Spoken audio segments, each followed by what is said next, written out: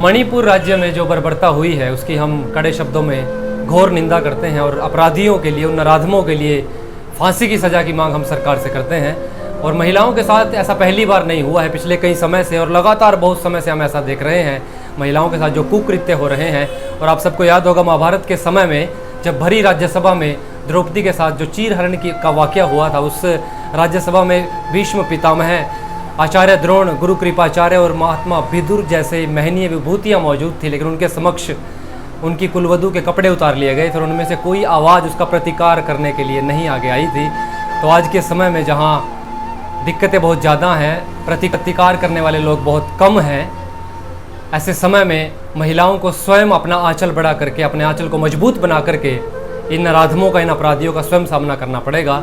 क्योंकि सरकारें, कोई एनडीए में उलझा हुआ है, कोई इंडिया में उलझा हुआ है, कोई किसी दल में, कोई उसी दल में, कोई दलदल में, इन्हीं में उलझे हुए हैं सारे। और मैं तो ये भी कहना चाहता हूँ, बड़ी बड़ी कुर्सियों पर जो विराजमान है, कि वो कुर्सी है, जनाजा तो नहीं है कि आप उससे उतर नहीं सकते। यदि आप कुछ कर नहीं सकते, कोई फैसला नहीं ले सकते, तो आप उतर जाइए। इतना तो आप एहसान, इतनी तो कृपा आप कर ही सकते हैं। तो ऐसे विकट समय में, ऐसे मुश्किल भरे माहौल में मुझे पुष्यमित्र उपाध्याय की एक कविता मेरे स्मरण आ रही है, मुझे मन में आ रही है कि मैं महिलाओं के लिए वो पढ़ दूं।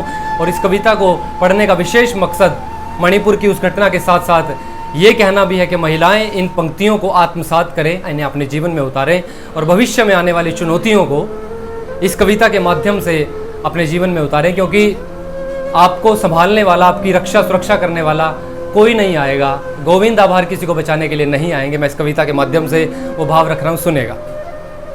कि छोड़ो मेहंदी खड़ग संभालो, खुद ही अपना चीर बचा लो, द्यूत बिछाए बैठे शकुनी, मस्तक सब बिक जाएंगे, सुनो द्रौपदी शस्त्र उठा लो, अब गोविंद न आएंगे।